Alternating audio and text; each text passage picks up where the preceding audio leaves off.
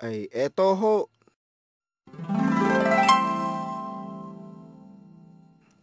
Dahil busilak ang iyong puso, isang kahilingan. Ay, gusto kong maging isang superhero!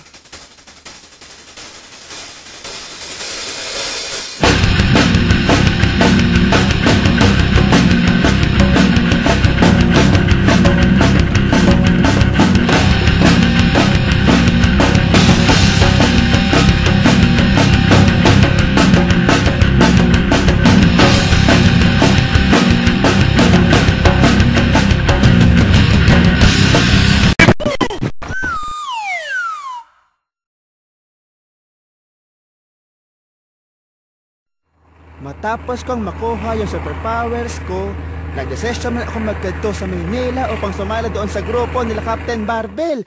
Yun bagang kapisanan ng mga superhero ng Pilipinas. Okay, SP.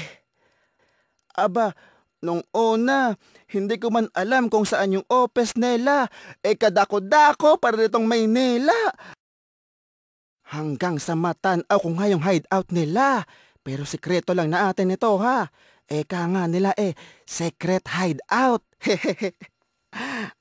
Ang saya-saya, nakilala ko agad sila ang mga kapwa ko superhero. Pagdating ko, nandyan si Darna, si Lastic Man, yung mahaba ang kamay, si Super B, at yung matagal ko ng crush, si Captain Barbell. Ang gwapo niya talaga! At simula noon, ay binansagan nila akong si Super Tonyo! Fighting evil by moonlight, winning love by daylight. Everyone's gonna feel fine. Naging bayani ako na may hirap at nangangailangan. Kasama ang aking mga kapwa superhero ay tinalo namin ang masasamang elemento ng ating bayan. Hanggang sa... Bakit kaya kita hinahanap-hanap sa bawat araw ng pagpasok ko? Si Tony yun Ikahawakang kamay. Kung ganun, totoo nga hinala ng iba. Sa isa! Oy, nagpapasexy! Ay, problema nito. Sibo ba? Oy, paano yung pagpapaganda mo, ha? Shucks, ikaw naman ginulat mo naman ako ever. Bakit di mo sinabing nandyan ka? Oy, ikaw may secret ka pala. Hindi mo man lang sinishare sa aming mga friendly friends mo. Anyway, lika dito, dali. Tulungan mo ako magpaganda. Sige na, please. Todo na to. Ha? Inaantok na ako Sige, una na ako, ha? Bye-bye. Ay, pare. Ay, dong okay ka lang. Tulungan na kita. Ha? Di, wag na. Kaya ko na to. Pristeng yawa. Silaki ng kabayo. Totoy mola. Bakla! At doon nagsimulang laete ng pagkatao ko.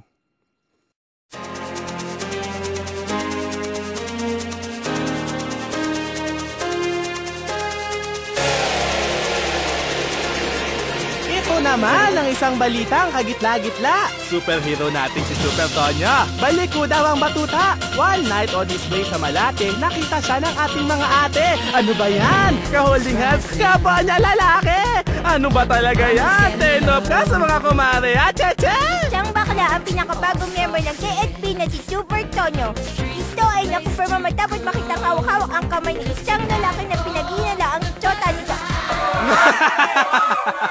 Oo, bosin ko lahat ng manok sa palengkeng ito.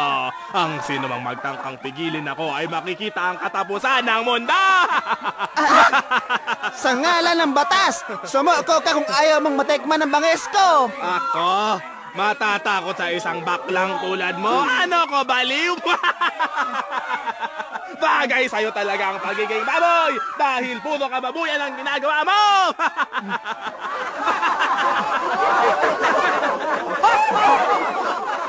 Kahit babakla ako, kaya ko namang ipagtanggol ang mga naaapi. Patay mga kapamilya ko, nagtatawanan na lang ako. Wala na akong silbi sa mundong ito. Tonyo. Ay, sino ka? Bakit mo ako kilala? Can you please speak in English? Hindi ako marunong magtagalog. Ay, sus, okay.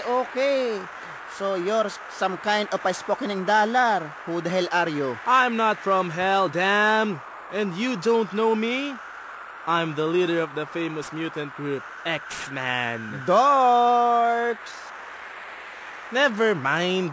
I'm able to contact you through my power of telepathy. And I was able to sense your problem. I would like to help you by becoming one of my X-Men. Okay, fine. Whatever. Whoa!